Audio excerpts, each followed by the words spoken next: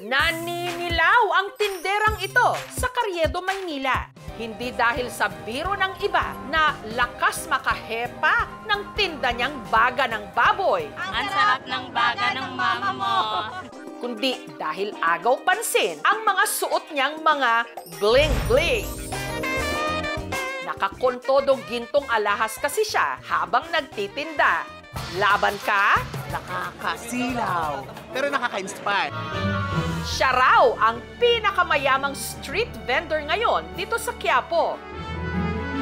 Si Jacqueline o kung tawagin ng kanyang followers, si Ate Jack.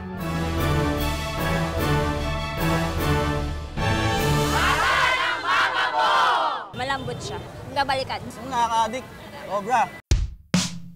Meron akong 3 necklace, 6 na bracelet, 7 na ring, 5 pair ng earrings. Pero teka, hindi ba delikadong i-flex ang alahas sa mataong lugar, Jacqueline?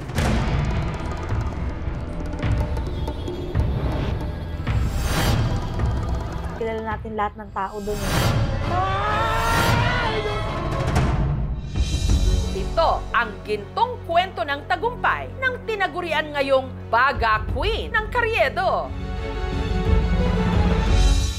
Umaga pa lang, abala na si Jacqueline sa paghahanda ng kanilang ititinda. Naka-alarm po kami ng 7 a.m. Yung asawa ko po, kukunin niya po yung mga baga namin sa Divisoria, sa supplier po namin, 25 kilos po. Tapos maghapon na po kami magtitinda nun. Mula nung nag-viral ang kanilang tinda, pirmi raw sold out. Lagi pong nauubos ng mga 6:30 to 7 p.m. po. Sa buong maghapon, nakakabenta raw sila ng 75 kilos ng baga. Pag Friday po, tsaka Sunday, 100 kilos po. Pero bago pa raw naka-jackpot sa baga ng mama mo, halos masunog daw ang kanilang baga sa pagbenta ng kung ano-ano sa bangketa. 19 anyos lang noon si Jacqueline nung siya'y nabuntis. Pinagtitinda po ako ng mama ko para may panggastos po sa bata. Hanggang naisipan na nga niyang magsimulang magbenta sa bangketa. Mga wallet po, mahirap sa umpisa kasi mga bata pa kami. Nang dahil sa kanyang pagpupursige, si Jacqueline nakapagtapos ng kolehiyo. Graduate ako ng HRM, Specialization in Cruise Line Management. Pero kahit may diploma na, itinuloy pa rin niya ang pagtitinda. At dahil hilig niya raw talagang magluto, sinubukan niyang magbenta ng hotdog. Hindi pa uso yung mga vlogger pero dumog na yung mga tao sa akin. Pero dahil lumalaki na raw noon ang kanyang pamilya, hindi sapat ang kinikita niya sa kalsada. Kaya taong 2013, iniwan niya ang bangketa at dumampot ng maleta para makipagsapalaran abroad. Umalis ako ng Pilipinas, baka sakali kasing swertein, pero hindi rin eh.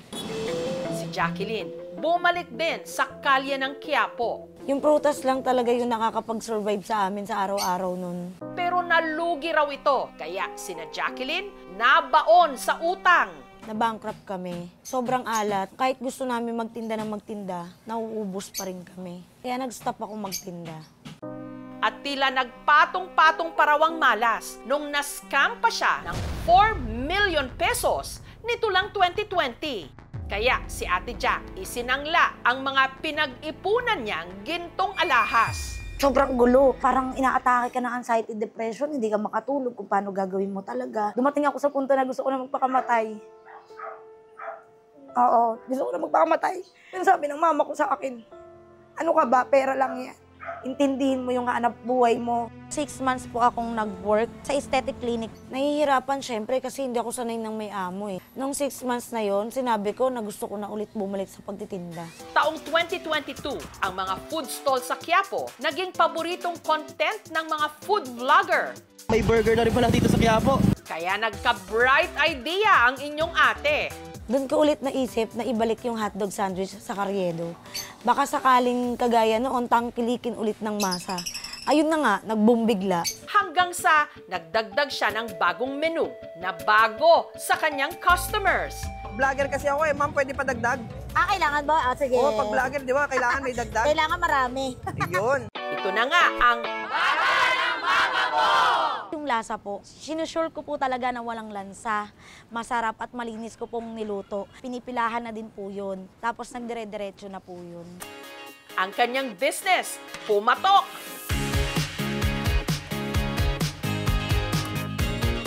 katunayan, sa lakas ng demand, kinailangan pa niyang kumuha ng mga tauhan sa kanyang pwesto.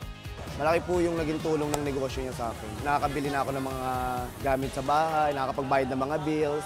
Dahil sa pagtitinda ng baga, kumikita na si Jacqueline ngayon ng 10,000 pesos kada araw.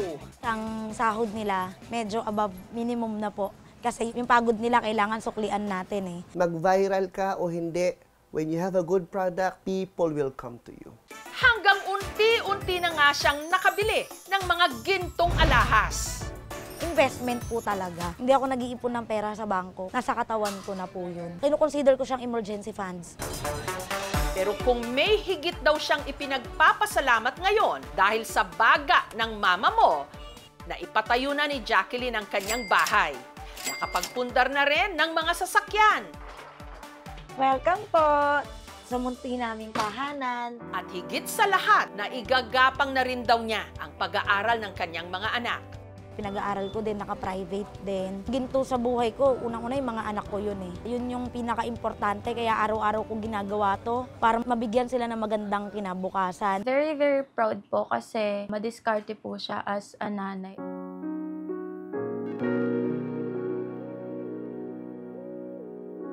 Thank you lang po kasi naghihirap po siya sa amin. Samantala, may ilang nagsasabi na si Jacqueline daw maihahalin tulad kay Diwata na sumikat din sa pagtitinda. Paano na lang kung sina Ate Jack at ang kontrobersyal na si Diwata magharap face to face? Saan babanda yung baga? Kahapon lang si Jackie, walang kamalay-malay na may dadayo sa kanyang pwesto. Walang iba kundi ang internet personality na si Diwata. Nasaan ba si baga ng nanay mo? Dito na ba yon? Andyan ba? Ay! Dugo! Ito ba yung baga ng nanay mo? Naku, alam mo ba? Gusto ko sang matikman. Alam ko talaga na pupunta ako sa'yo at marami kang alahas. Hindi talaga ako nagpakabong. Nagsuot din ako ng alahas. Magkano ba yan per order? May 20, may 50, may 100. Siguro yung 20 lang ang kaya ko. Alam mo, sikat ka na. Salamat. Focus lang tayo dito sa pagtitinda natin. Kasi at the end, tayo pa rin yung gagawa ng paraan para makabili tayo ng pagkain. Tama? Kaya, din na sa mga basi. Turuan mo naman ako magluto niya. Yes, masarap pa yung pares ko dyan. Inadobo lang yan, tapos prito. Ano yan, na-extra na ba yan bago mo lutuin? May dasal. Latin ang dasal dyan. Akala ko pa na-extra mo muna bago mo niluto. Sabi na extra, malinis yan. Baga ng mama mo yan. Talagang totoo palang chismis talaga. Ang dami-daming pila dito sa baga ng mama mo. Masarap kasi. Ano naman kaya ang maipapayo ni Diwata kay Jackie? Ngayong katulad niya, isang tindera ang napunta ulit sa limelight. Tuloy mo lang yan yung pangarap mo. Basta ang importante dito, wala kang taong inaapakan at inagrabyado. Laban lang. Malaki yung pasasalamat ko sa mga vlogger kasi doon ako nakilala eh. Hindi ako nagsusungit as much as possible. Ini-entertain ko silang lahat kasi baka mamaya magtampo yung grasya. Ang gintong aral sa buhay ni Ate Jack, hindi sukatan ang ilang beses na pagbagsak, kundi ang tibay ng loob sa bawat pagbangon. Yan ang isaksak mo sa baga mo!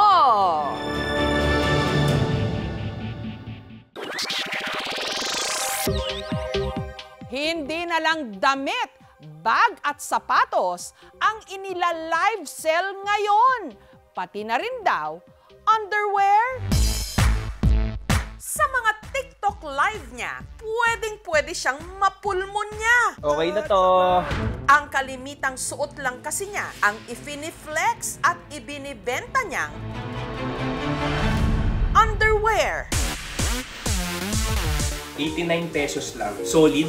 Para makumbinsi ang viewers na i-check out ang kanyang tinda, idinadaan niya ito sa product demo. Sobrang amazing. Tapos napakasarap din no dito.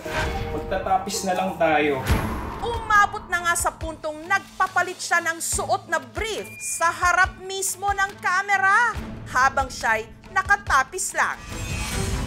I-check out nyo na yan. Maghunos dili ka! Medyo takpan lang natin para hindi tayo pagalitan. Marami man ang nagtataasa ng kilay sa marketing strategy ni Kuya. Parang wala kang suot actually. Mukhang bentang-benta naman ang kanyang paandar. Wait lang po sa ating 116,000 viewers. Silip tayo sa hubad na katotohanan sa mundo ng mga underwear live seller. Mag-comment kayo kung ano pa yung gusto nyong makita. Ang mapangahas na live seller, tiga Angeles City sa Pampanga, si Dezen.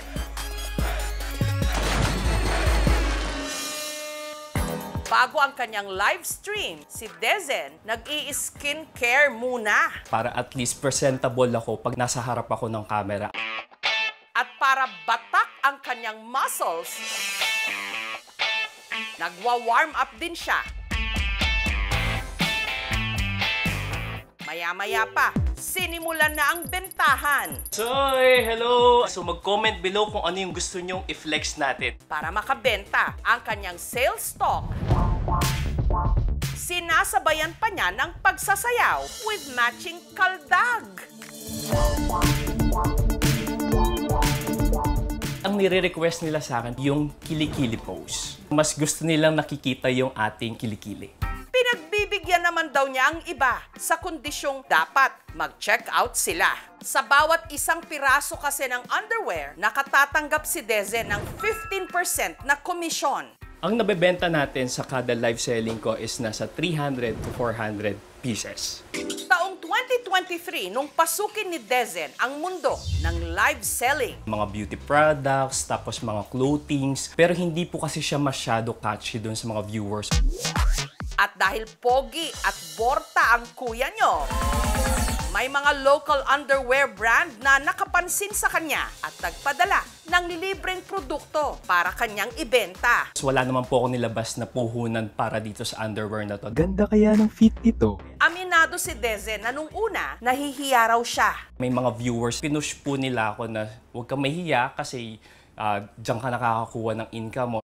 Pero bago naging online seller si Dezen, dati siyang OFW sa UAE o United Arab Emirates. Kulang din po kami sa financial, kaya kinailangan ko talaga na magtrabaho abroad. Ngunit taong 2020, sa gitna ng pandemya, si Dezen napilitang umuwi ng Pilipinas.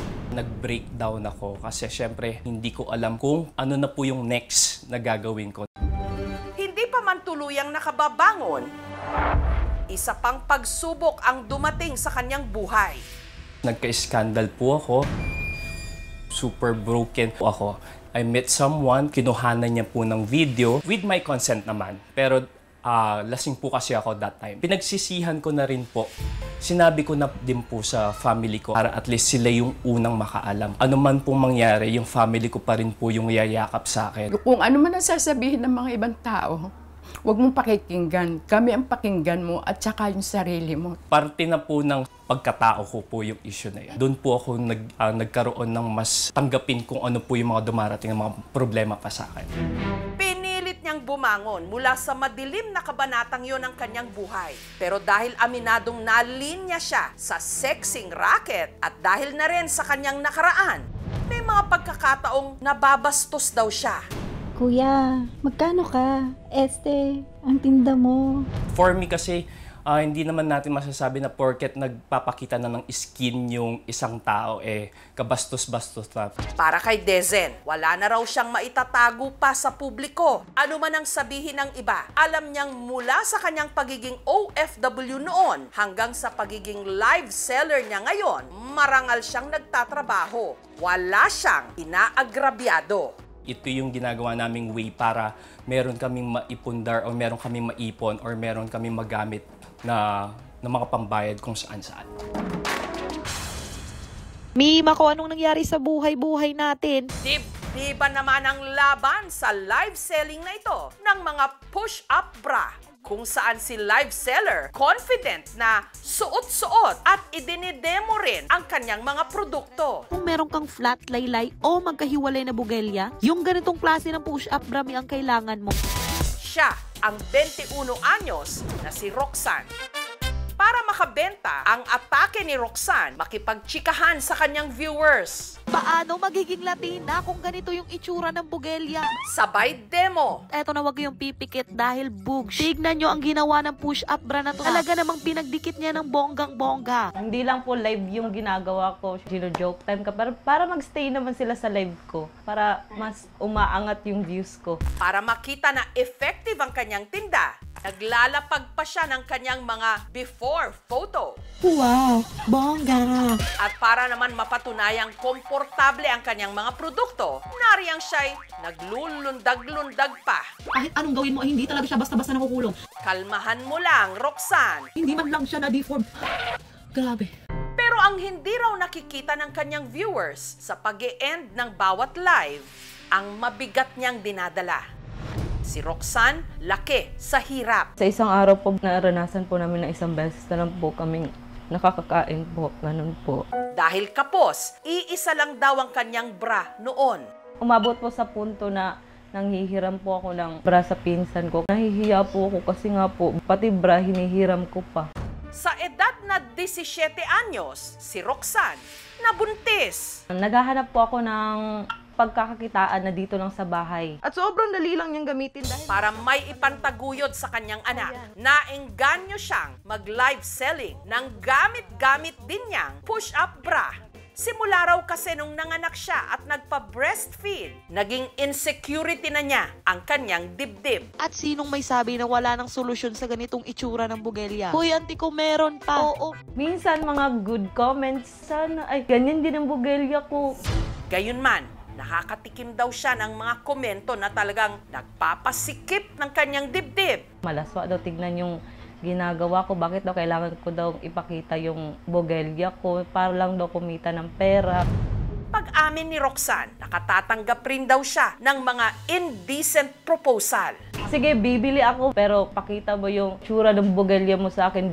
Gayunman, hindi na lang daw niya ito dinidibdib. Perfect na perfect tong push-up bra para sa'yo. Dahil pumatok ang kanyang paandar sa kanyang live, si Roxanne kaya raw kumita ngayon ng 6 digits kada araw. Kung dati, nanghihiram lang siya ng bra, ngayon, Buong isang kwarto, puno na ng push-up bra. hindi niya lang daw natustusan ang pangangailangan ng kanyang anak. Nakapagpundar din siya ng motor at sariling lupa. Hindi po talaga ako makapaniwala na eto, kumikita ako ng ganito kalaki. Napapush niya talaga. Kung wala kang sariling produkto, at least you can market other products. Hindi siya instant money. Kailangan ng sipag, tiyaga. Tapos napakasarap din no dito. Bibenta ng isang produkto, intimate wear, nga na-expose yung mga body parts, nagkakaroon tuloy ito ng impression na parang nagsisexualize yung pagbebenta. From the viewing public, alam natin na hindi dapat gawin yun. Tandaan po nila na tao po ito, sinasabihan nila ng ganito, na nagtatrabaho ng marangal. Ang masasabi ko, basta kumikita ka sa mabuting paraan, wala namang problema siguro yun. Tatapis na lang tayo. Sa likod ng bawat live selling, may mga taong nagsusumikap. O, diba sobrang bongga? Halos ibuyang-yang man nila ang kanilang kaluluwa. Taktika lang nila yan para makabenta. Sobrang amazing. At lahat ng nagtatrabaho ng marangal at walang tinatapakan, dapat iginagalang. Pakasarap suotin talaga nito. Ika nga nila, respect the hustle. Check out nyo na tong push-up bra na to. Eh di sana dalawa tayong nakangiti ngayon. Thank you for watching, mga kapuso. Kung nagustuhan niyo po ang videong ito, subscribe na sa GMA Public Affairs YouTube channel. And don't forget to hit the bell button for our latest updates.